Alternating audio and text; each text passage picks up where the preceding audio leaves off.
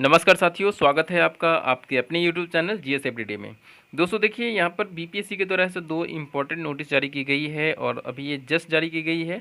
और ये जो दो नोटिस है दोस्तों, ये नोटिस है आपका 64th बीपीएससी का जो फाइनल रिजल्ट आया है उसके रिगार्डिंग है। और उसमें जो बहुत सारे ऐसे कैंडिडेट्स हैं जिनका कि फाइनल सिलेक्शन नहीं हो पाया है, डिस्पाइट जो कट ऑफ गई है उससे ज़्यादा होने के बावजूद भी या उसके समान अंक होने के बावजूद भी।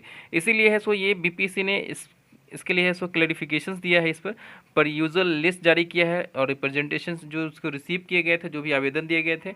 और साथ ही साथ दूसरा जो एक नोटिस है, और ये नोटिस है दोस्तों कि अब जैसे चाइल्ड डेवलपमेंट प्रोजेक्ट ऑफिसर्स यानी सीडीपीओ को जो एग्जामिनेशंस होगी उसमें है सो आप उर्दू भाषा को भी सेलेक्ट कर सकते हैं डिस्पाइट हिंदी और इंग्लिश के।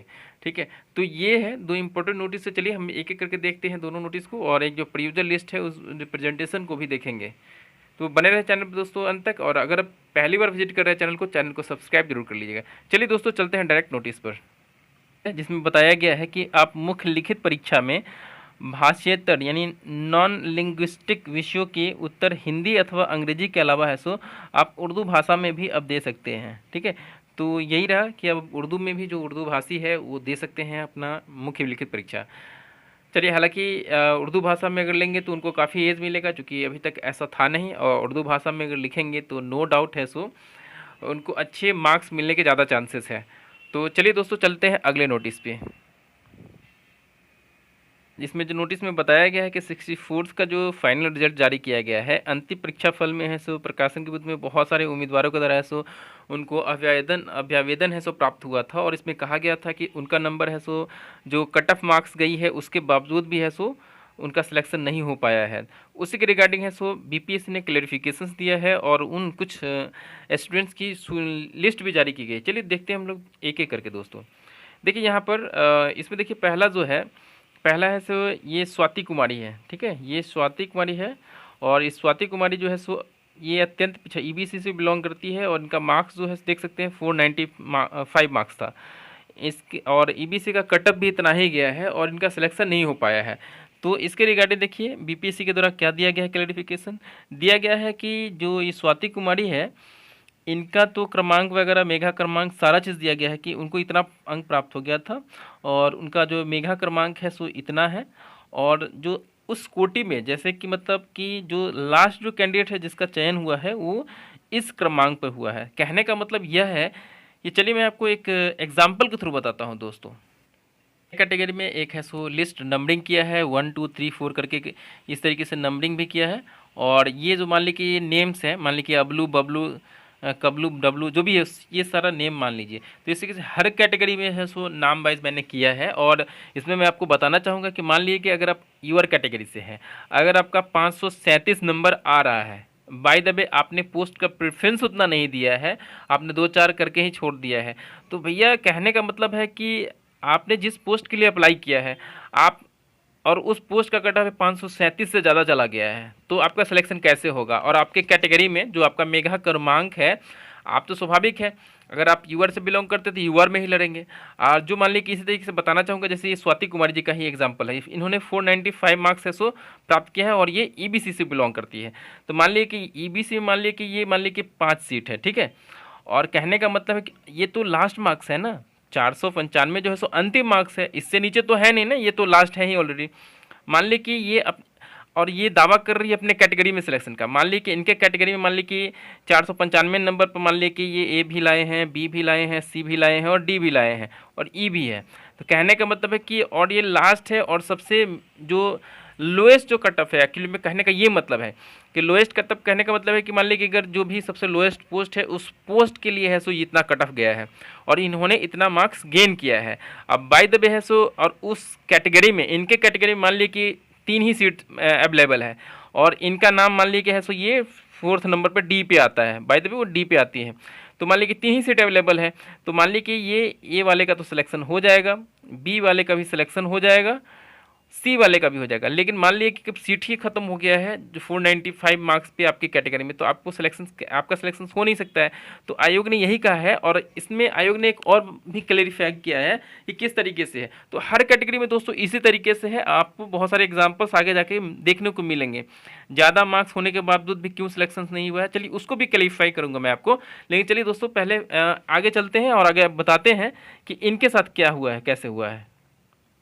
जैसे कहने का मतलब है कि दोस्तों मान लीजिए कि ये तो 495 वाली मार्क्स हो गई, बात हो गई, और आयोग ने ऐसा भी कहा है कि मान लीजिए कि इनका मार्क्स भी सेम है, लेकिन इनका मेघा क्रमांक यहाँ पर देख सकते हैं, अनुक्रमांक कितना है, और लेकिन मेघा क्रमांक में है सो मान लीजिए कि ये 2327 नंबर पे है इनका।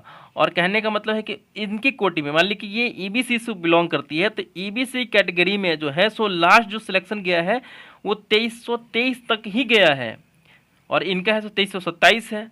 तो स्वाभाविक है ना, तो मतलब कि इस बीच का कहाँ, मतलब इससे आगे तो है ही नहीं, सीट ही नहीं अवेलेबल है आपकी कैटेगरी में, इसलिए इनका सिलेक्शन नहीं हो पाया है।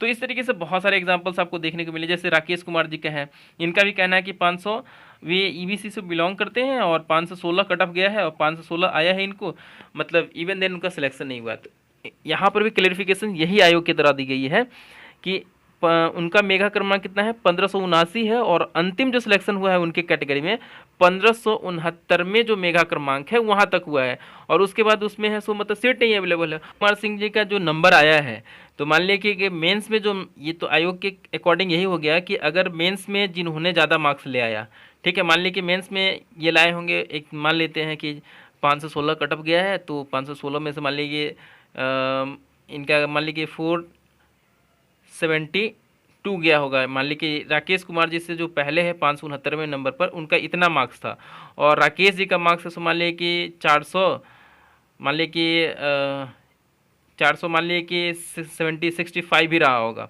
अब इनका आयोग के द्वारा है कि जिन्होंने मेंस में ज़्यादा मार्क्स गेन किया है उसको ज़्यादा प्रेफरेंस दिया गया। मान लीजिए कि ये इंटरव्यू में कम भी ले आते हैं राकेश जी, और इनका मान ली ये मतलब उनके बाद जो है सो जो भी उम्मीदवार है वो कम भी लाते हैं और बराबर मार्क्स ले आते हैं, 516 के बराबर ले आते हैं, और राकेश जी का ऑलरेडी है सो कम था मेंस में मार्क्स, और ये इंटरव्यू में ज़्यादा गेन करके 516 लिया है, तो इवन देन है सो मेगा क्रमांक में इनका नाम ऊपर आ जाएगा, ना कि इंटरव्यू के आधार पर इनका आएगा।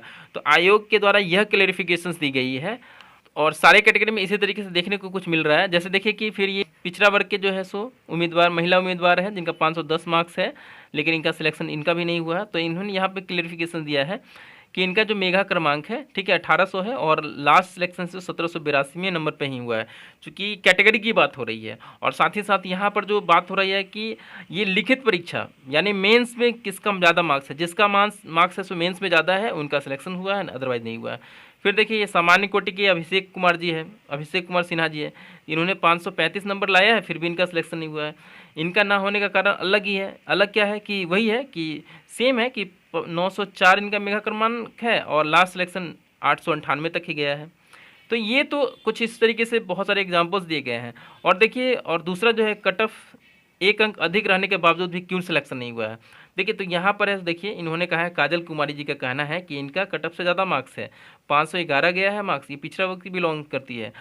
बट देख लीजिए यहाँ पर इन्होंने गलती क्या किया है, नंबर तो मान लीजिए कि अगर 1 नंबर ज़्यादा भी है, इनका सिलेक्शन ना होने का कारण ये है कि इन्होंने जो है सो क्या किया था, सिर्फ है सो ये डीएसपी बनना चाहते थे, इन्होंने डीएसपी के लिए सिर्फ अप्लाई किया, जिसकी की वजह से सिर्फ प्रेफरेंस तो एक ही था, और डीएसपी का कट ऑफ है 511 से ज़्यादा गया है। ठीक है, हो सकता है 515 हो, 20 हो, जो भी हो।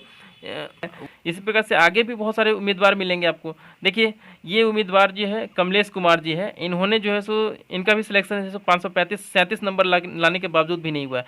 क्यों नहीं हुआ है? इसलिए नहीं हुआ है कि इन्होंने मात्र है सो 4 पदों के लिए है सो फॉर्म भरा था। देख रहे हैं, सिर्फ 4 पदों का प्रेफरेंस दिया था। तो इसलिए दोस्तों कि आप देख सकते हैं कि प्रेफरेंस भी बहुत मायने रखता है। हालांकि जो मैंने आपको एग्जांपल दिया उसके थ्रू आपको बहुत अच्छे से समझ में आ गया होगा कैसे सिलेक्शन हुआ है नहीं हुआ है, और इसके रिगार्डिंग है सो आयोग ने ये क्लैरिफिकेशंस दी है। ठीक है दोस्तों, तो आप लोग देख लीजिएगा इसको अच्छे से। चलिए दोस्तों, फिर मिलते हैं हम लोग अगले वीडियो में कुछ नई जानकारी के साथ। तब तक के लिए आपका बहुत बहुत धन्यवाद।